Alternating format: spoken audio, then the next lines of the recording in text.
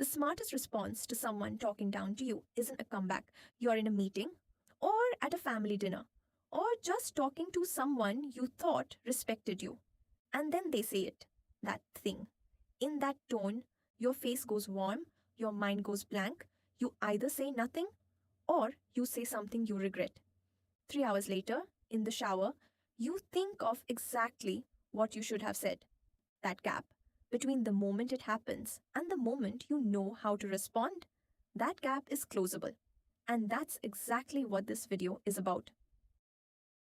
Here's what nobody tells you about being talked down to. It's not just uncomfortable, it's physically disruptive.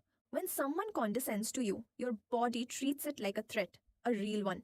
Your chest tightens, your heart rate shifts, and the part of your brain that finds the right words, the calm, clear part, it steps out of the room right when you need it most. That's why you go blank.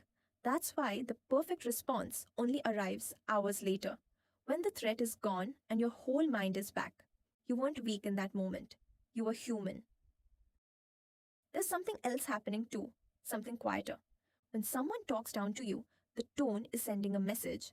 Underneath the words, I am above you, you are below me. Accept that. And something in us, ancient, wired deep, immediately starts calculating. Do I fight back? Do I go quiet? Do I prove myself? That calculation is exhausting. And it happens in under a second. Here's the thing most people miss. Both of those impulses, fight back or go quiet, are responses to the game they just set up. You're already playing by their rules. The most powerful move has nothing to do with either. The first, silence. You swallow it. Give a short answer. Move on. Tell yourself you were the bigger person. Sometimes that's true. But most of the time, silence in these moments isn't wisdom. It's a freeze response dressed up as composure. And the person who talked down to you? They noticed. The second, defensiveness. You push back. Explain yourself. Prove you know what you're talking about. And the moment you do that, you hand them control. Defending yourself to someone who condescended to you means you've accepted their premise, that their judgment of you was worth responding to.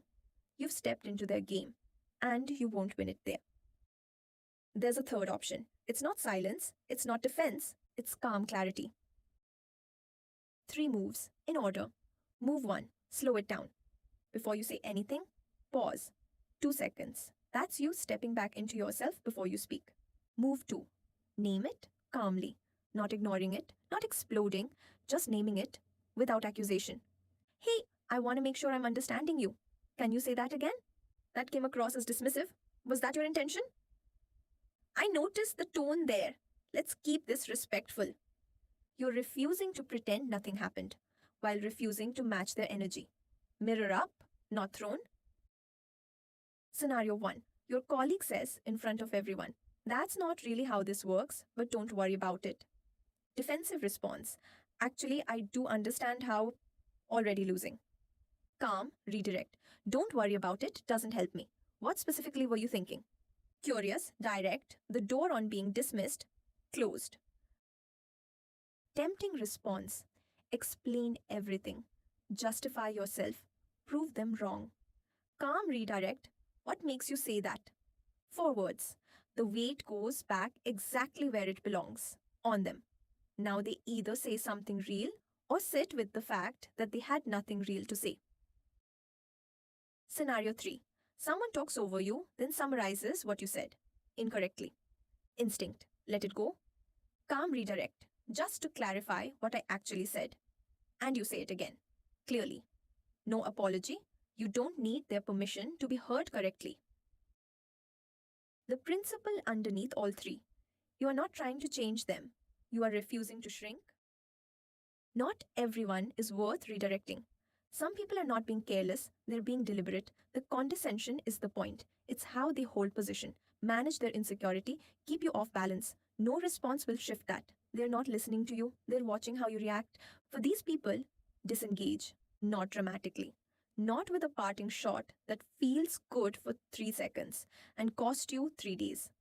Just a quiet withdrawal. I think we see this differently. Then stop explaining. I hear you. Full stop. Nothing after.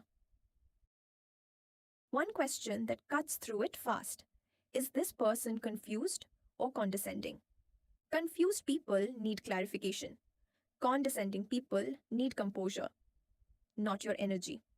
The ability to leave a conversation without needing it to end well, that's not weakness, that's one of the quieter forms of self respect. The best time to prepare for this isn't in the moment, it's before. When the pressure lands and your chest tightens, you don't think your way through it.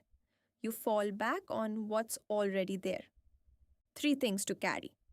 First, their tone is information about them, not a verdict about me.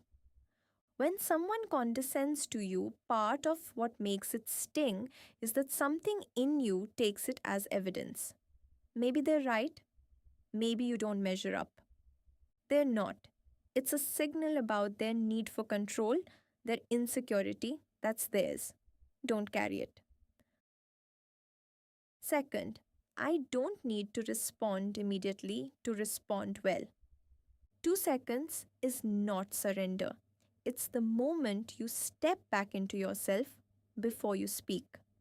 Third, I'm not here to manage their ego.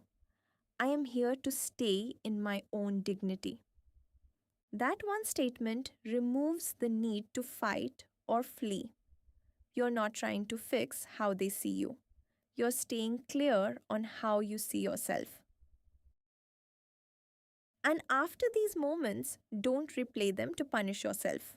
Replay them to understand yourself. Ask, did I stay myself in there? Or did I lose a little ground? And if I lost ground, what was I protecting? The moments that shook you know exactly where you're still growing. They're not proof of how far you have to go. They're a map of where the real work is. The person who talked down to you probably won't change, but you can change how much power that moment has over you.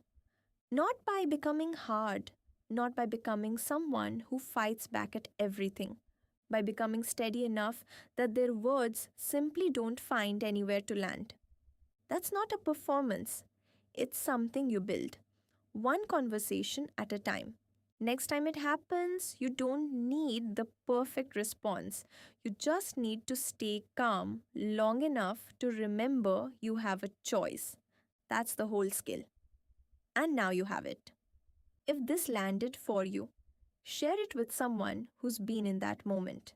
They'll know exactly what this video is about. And if this is the kind of content that makes you think, subscribe. More of this is coming.